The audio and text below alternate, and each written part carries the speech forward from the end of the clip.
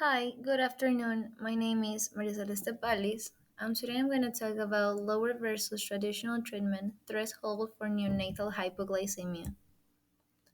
Definition: hypoglycemia in newborns or low blood sugar level in newborn babies is also called neonatal hypoglycemia. Refers to low blood sugar in the first few days after birth. Hypoglycemia is the most common metabolic disturbance occurring in the neonatal period. Screening at risk infants and the management of low blood glucose levels in the first hours to days of life is a frequent issue in the care of the newborn infant. Yet, a clear definition of neonatal hypoglycemia is lacking.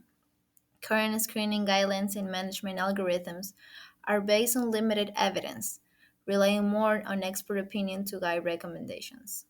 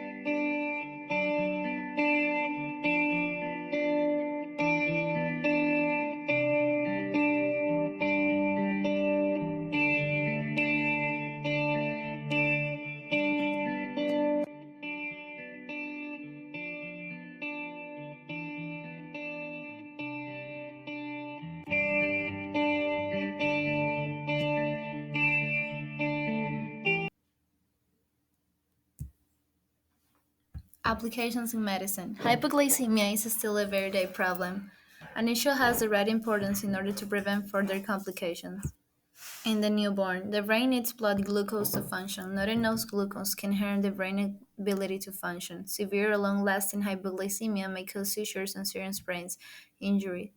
There may not be a way to prevent hypoglycemia in a newborn baby. It is important to determine a baby with risk factors so healthcare providers can watch carefully for the signs and treat them as soon as possible. Mothers with diabetes should keep their blood glucose levels in a normal range during pregnancy. This may help lower the risk for the baby.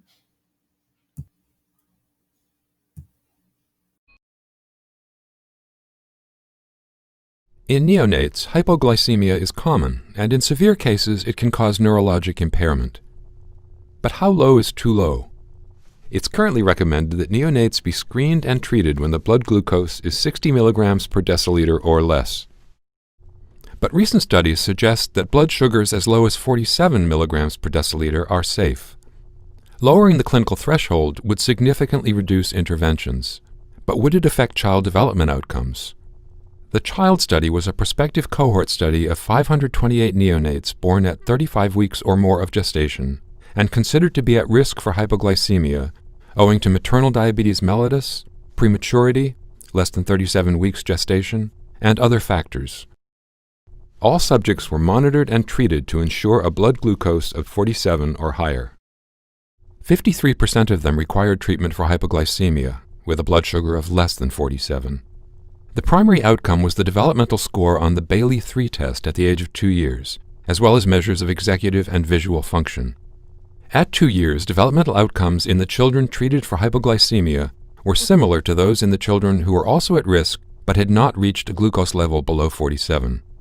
There were no significant differences in the Bayley scores on measures such as cognitive, language, motor, social emotional function, and adaptive behavior, or in the scores for executive and visual function.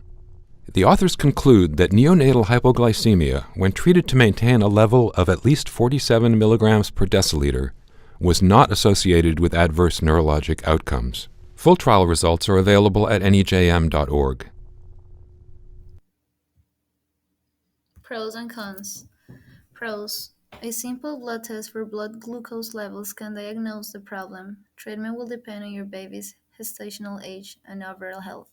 Treatment includes giving the baby a fast-acting source of glucose. This may be as simple as a glucose and water mixture or formula as an early feeding. Cons. If neonatal hypoglycemia is not treated or diagnosticated in the right time, it can cause problems such as shakiness, bloating on the skin, or breathing and feeding problems.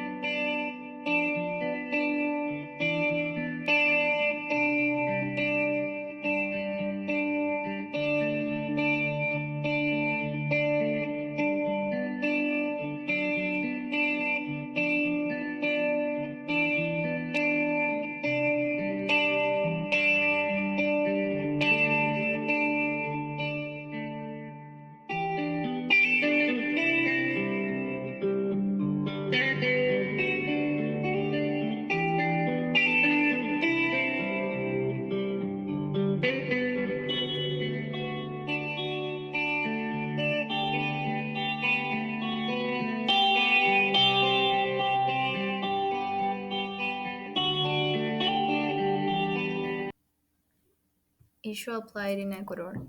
Neonatal hypoglycemia is a common pathology that occurs as a consequence of the mismanagement of maternal diabetes, constitutes a major public health problem and one of the main causes of neonatal morbidity and mortality worldwide and in Ecuador. But currently, the MSP has created different types of protocols in order to prevent complications in the mother and in the newborn.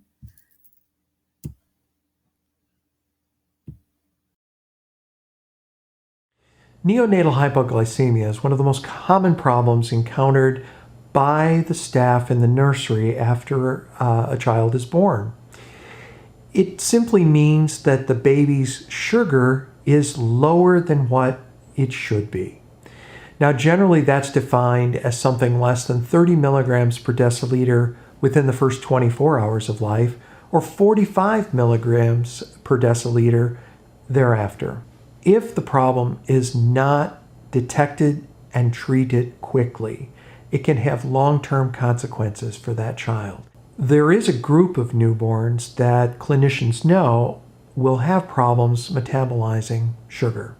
Specifically, children who are born of mothers with gestational diabetes.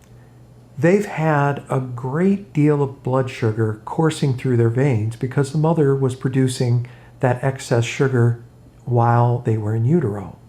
When that baby is born, suddenly that supply of excess blood sugar is cut off. But yet the baby was producing a lot of insulin to compensate and metabolize that blood sugar. Once the baby is born, it takes a while for the baby's system to realize, hey, we're not getting all of that blood sugar anymore, and we don't need all of that insulin to be produced.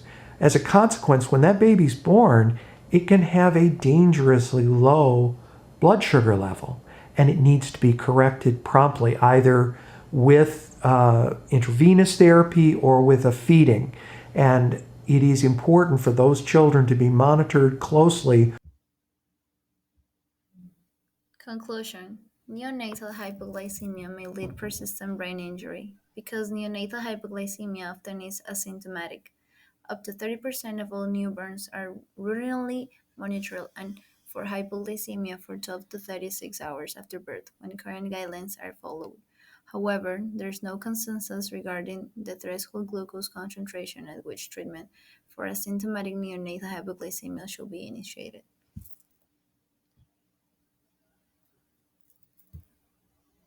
If you have gestational diabetes, you have a lot of sugar being passed on to the baby, so the baby is making insulin response to it. So when the baby is born, many of them have low blood sugar, and you have to be recognized. Is that true? That is true. So when these babies are born, they usually are very Large in size. large in size. Sometimes they're a little bit shaking a little bit from low blood sugar, and they have to feed the kids rather early and hope they can compensate for it. That is correct.